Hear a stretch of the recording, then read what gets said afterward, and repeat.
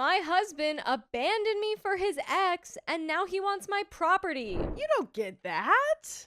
So I am 35 female, and my husband is 39 male. We have been married for 5 years. Before marrying me, he was with his high school sweetheart for a decade. Apparently, they had compatibility issues and then lost contact. Now, his ex has kidney failure and is on dialysis and has come to our city for treatment. And according to my husband, she contacted him through a mutual friend. By the way, this comes from Am I Being Weird? And if you want to submit your own stories, go to the r/OKStorytime subreddit. I'm Carly. I'm Angie. And we're here to give good advice goofily, but we don't have all the answers. We only know what we would do, so let us know what you would do in the comments. As OP says, now my husband wants to help her. Very politely, I asked my husband, does she not have her own people that can help and nurse her? Why contact him all of a sudden after years? My husband was pissed and said, how could I be so petty and immature regarding a patient, asking such stupid questions, and that he expected better from me. Then I said, if the situation is so dire, then let's get her a place in our flat in another locality, and if he was so adamant, then let's finance her nursing facility. What is the need to get personally involved like a nurse? I said I do not want to get involved in personally nursing his ex or in her medical recovery process, nor do I want to go see her in the hospital with him. My husband said he was just disappointed in me, that I was showing jealousy over a long-ended relationship and could not show maturity even with a patient. So am I the a-hole? And we do have an update. I tried to have another conversation with my husband, and my parents are soon visiting my house, but I don't think we've made any progress. I talked pretty politely that it is very unfair to me and my boys. I have 2 3-year-old twins, that he is willing to be an emotional support tool to an ex and is so heck bent on being at her side. Caring about acquaintances is a different thing, but offering things like being an emotional support tool or caretaker should be exclusive to one's spouse. Offering it to any third party, even if it's a platonic female friend, will be the foundation of an emotional affair, let alone offering it to an ex. You're a little insecure now. He told me that it is tragic that I don't trust him even after being together for 9 years. We dated for 4 years and have been married for 5, and accused me of having an affair. He said it is natural for people to care about their loved ones and acquaintances, especially when they are sick.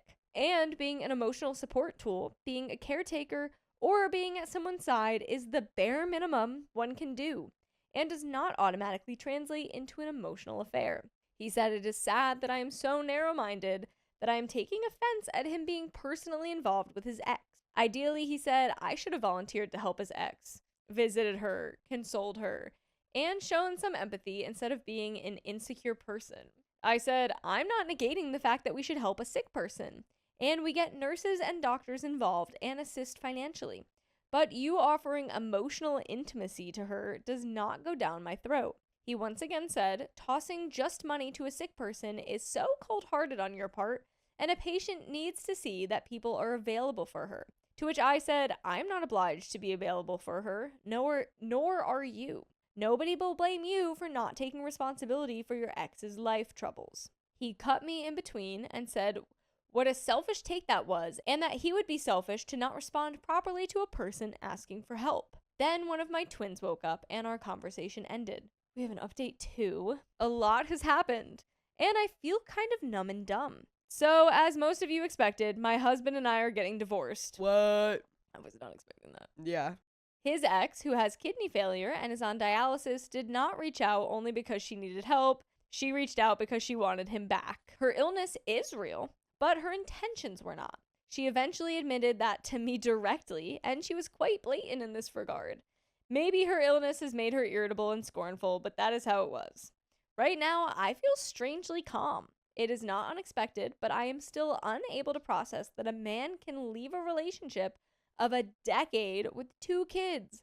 We dated for 4 years, have been married for 5, and have 2 twins who are 3 years old. Like this with zero visible regret. My parents are with me, helping me stay steady for my twin boys who just turned 3. They are too young to understand what is happening, but they keep me grounded.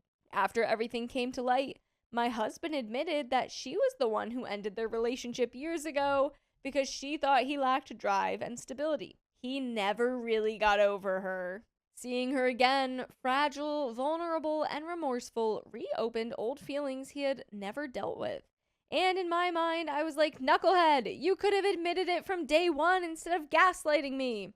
But I guess I was just speechless there. I actually met her by coincidence 3 days ago. My husband had been visiting the hospital frequently, and one afternoon he forgot his insurance file, which also contained some of our joint investment papers. Since I was disentangling things from him in the background while waiting for my parents to come and give my marriage a last chance, I had gone to collect it from the administrative office at the dialysis unit. The dialysis unit was tucked in a quieter wing, separated from the main outpatient block. Outside the renal chamber, the waiting area was attached. I was standing there waiting for the administrative officer to bring out the insurance file when she appeared with a nurse. She recognized me right away. And before I could even introduce myself, she told the nurse to give us room for a moment. The nurse was hesitant to leave an immunocompromised person, but she insisted on a couple of minutes of privacy. Then she asked me, "You are husband's name, wife, right?" I swear to God, I had not met this woman once, so I don't know how she recognized me in a glance. I said, "Yeah," and she asked me to sit down for a moment. Then she said, "I was planning to bring this up gradually to you, but it's better we met here. I guess today or tomorrow you have to know this. There isn't any use going around the bush, so I will come straight to the point. I know you probably think I'm intruding, but I never stopped loving him." I was like, what the actual F? No way, this is real. In reality, she was married to another man for a while who I guess passed in some accident. So it is not like she was some cinematic protagonist spending her life singly pining for my knucklehead of a husband, as she was sounding. I was the one who ended things, and I regret it deeply. I just want to be with him again, even if it's only for whatever time I have left. I swear to Almighty, sitting above 7 heavens, I am not exaggerating a single word. These were her exact words. I left the file counter without saying anything. In the side corridor near the elevator lobby, I would have burst into violent sobs had nurses and other people not been moving there too. When I got home and told my husband what had happened, he did not deny it. He said he could not help how he felt and that being around her made him realize he still loved her. At this point, I did not think I had anything else to say. I am now a single mother of twin boys, and honestly, I am fine. I earn much more than my husband, and the house we live in is entirely my property. The apartment is in the Southern Academic District, not far from the old university campus where I teach. It is a 3-bedroom flat on the 4th floor of a quiet residential block.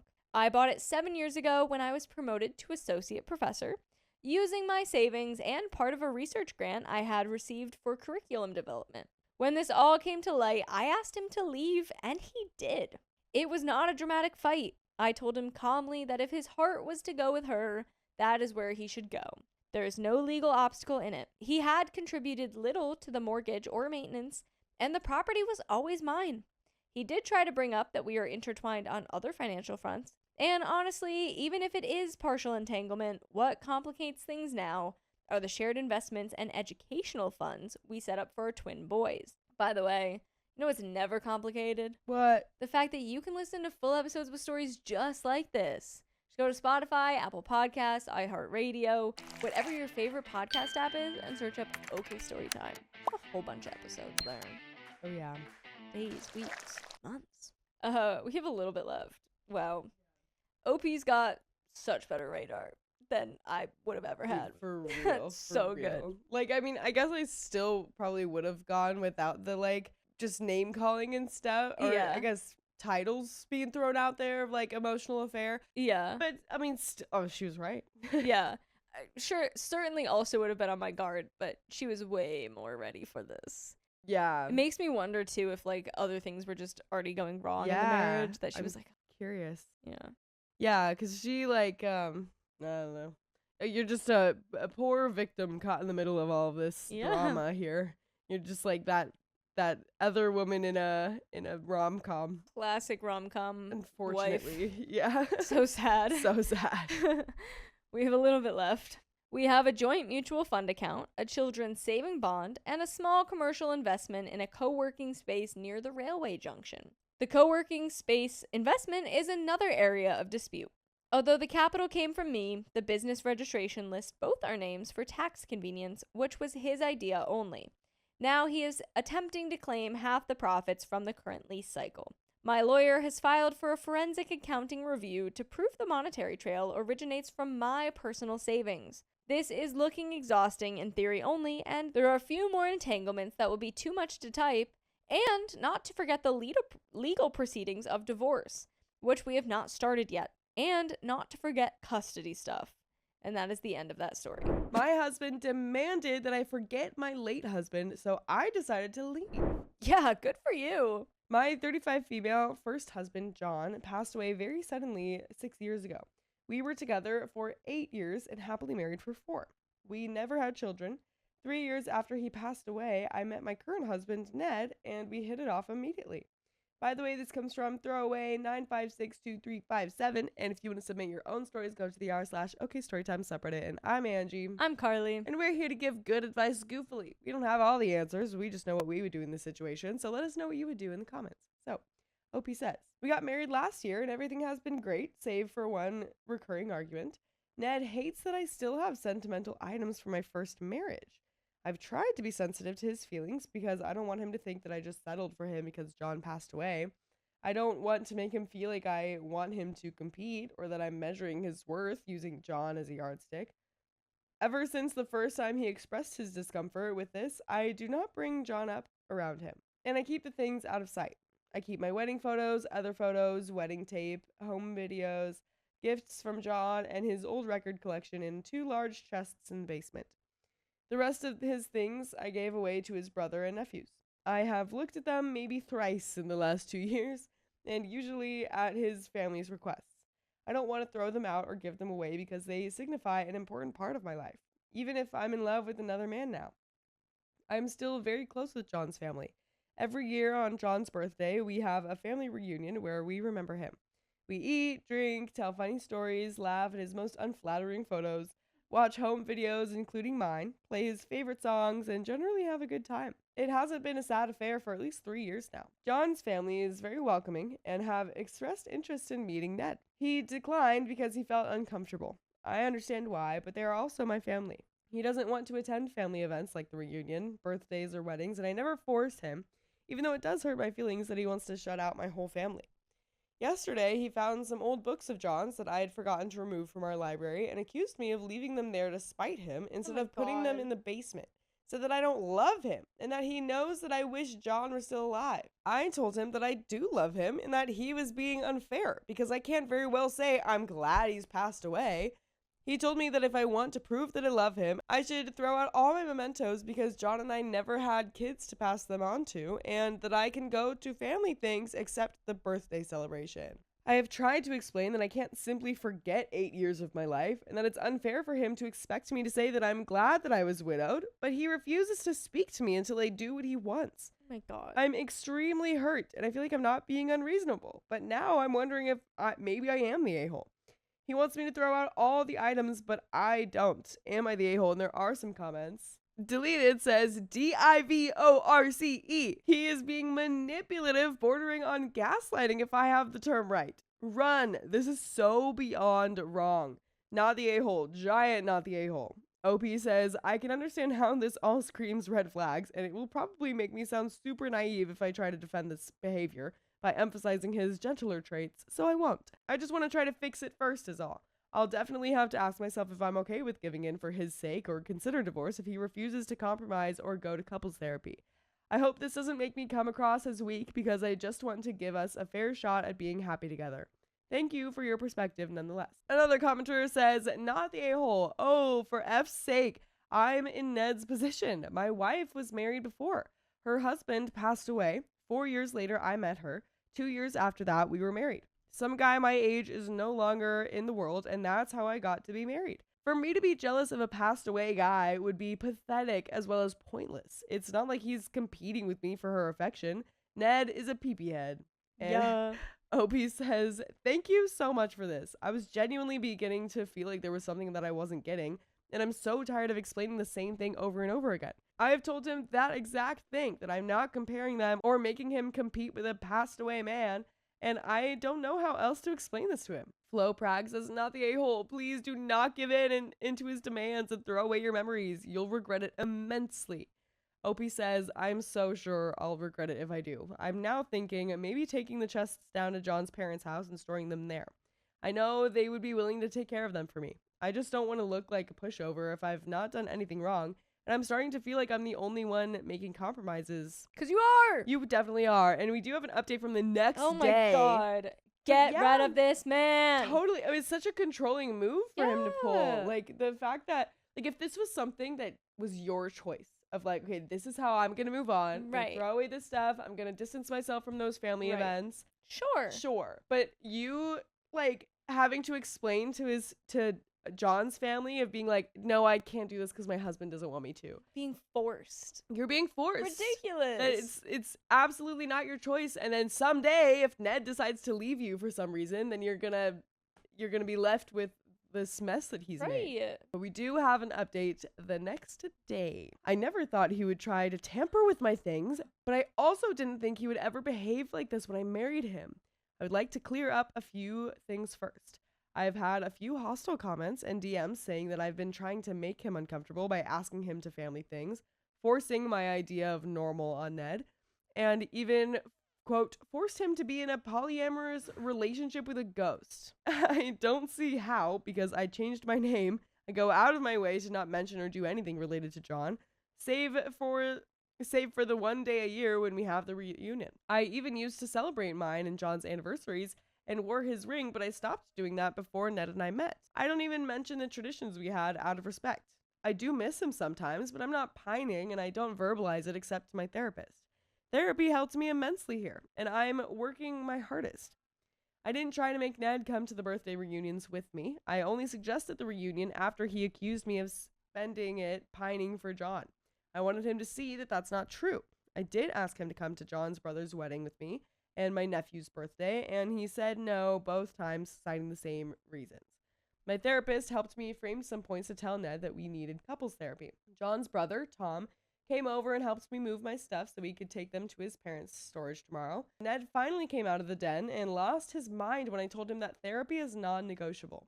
He tried to stop us from moving the stuff a few times, accused me of violating his trust by asking for help, and that Tom and my relationship is inappropriate because we're not related anymore. He claims he asked me to get rid of the stuff in the chests, but the actual chests belong to us both, and that I have no right to take them away. That I am being manipulative by not trusting him with my stuff. He didn't give me an answer regarding therapy. Honestly, I just let Tom do most of the shielding at that point because I'm tired of repeating the same thing, and I felt so spent that I just couldn't find it in me to shout over him to be heard. I was able to get some things together, and now I am currently at Tom's. I'm so grateful to him and his wife for breaking quarantine for me. Now I'm just trying to manage my anxiety, at least until I can talk to my therapist again. I know everyone wants me to say that I'm definitely going to divorce him, but I need a moment to collect and process. I promise I'm thinking about how to take care of myself and keeping the separation and divorce in mind. I went from being giddy with love to being frustrated but hopeful this morning to considering divorce in the evening. He's blowing up all our phones now, but I'm very tired and I just want to sleep. And there is a second update, but oh my gosh. Totally understandable that you just need space and you're still considering divorce, but you just need to reflect on everything. That's so understandable. But yeah, hopefully this really just puts him in a new light and shows you that, his accusing you of being manipulative is crazy. Because you literally didn't, even if someone was even if what Ned is saying is true and is like, no, I just wanted you to get rid of the stuff, those chests mean something to me, I want those chests, something like that, then OP getting rid of the things, or OP just bringing the whole chests away is in no way manipulative. There's no way you can spin that. Someone getting rid of a chest of stuff is not manipulative at all, ever. I'm also just it's it's terrible if she keeps it there. It's terrible if she gets rid of it. Yeah. What do you want her to do? Yeah, it's such a you have so many, you're moving the goalpost with how Right. you want her to handle this. And Right. it's She's like, already gotten rid of everything yeah, that she has of his. yeah, exactly. Let it go to therapy, dude. I agree. Honestly. Non-negotiable. Yeah, like you're bringing up these rules of how she has to deal with this, and that is absolutely not okay. You're just accusing her, giving her demands, and you're not telling her, like, hey, how do you feel about this? Yeah. But we do have a second update. A few people have contacted me to let me know that my post is being shared on social media and that a relationship website has written a story on it. I am a little disappointed, but honestly, it's not the worst thing to happen these past few days. I'm mentally preparing for the possibility that it will get back to Ned and likely cause more tension. Just updating to let everyone know that I'm aware. And we do have a third update. I want to write this down at least to hold me accountable to my decision. I spoke to Ned a few hours ago for the first time since I left the house. He was very angry and lashing out. Initially, I planned on having a face-to-face, but given the content of his messages to myself and my family when I left, I chose to do so over Zoom. I didn't want to ask anyone else to chaperone because I'm honestly still embarrassed by the events earlier this week. There was a lot of alternation between crying, yelling, and begging, and somehow he eventually agreed to try marriage counseling and individual therapy. I explained to him that I don't ever expect him to spend time with my family if he doesn't want to, but would he be willing to accept that they are my family, even if we share no blood or existing relationship by marriage? I explained that I have known them since I was barely 18, before there was even a John and I, and that they have been my people for a decade and a half. I explained that I would happily try to foster the same relationship with his siblings were he to ever get back on speaking terms with them. And by the way, I hope you always stay on speaking terms with us and listen to full episodes with stories just like this one on Spotify, iHeartRadio, Apple Podcasts, or whatever favorite podcast app you choose. Just search OK Storytime. Yeah. And there is a little bit more to the story, but I'm really hopeful that this is heading towards divorce. Yeah. I am glad that marriage counseling was mentioned. Yes. I don't see it working. If Yeah. he's so against therapy to begin with. Yeah. And hey, I'll stay slightly hopeful for you, but I don't like your current husband. I don't like him at all. I won't stay hopeful for you and your Yeah, marriage. you know what? I've changed my mind. Yeah, Me and Andrew are still riding I at think dawn. absolutely. I think the fact that when you initially brought up therapy and said it was non-negotiable, he like blew up. Right. And then now, after so much back and forth of crying and anger and stuff, now he's finally agreeing to it. Like, right. he just Why does it have to get there? Yeah, he's definitely just doing that to like get you to stop or get you to stay or something. And 100%. he's not going to keep with it at all. But there is a little bit more to the story. This he refused to budge on. He said he will never be okay with my relationship with my family and that he will not refer to them as such because what I was apparently describing was close friendships. I won't bore you with other details because after that answer, I don't know who or what I'm even fighting to hold on to. I'm slowly accepting the fact that I will be putting away more wedding photos soon. I can't believe it hasn't even been a year.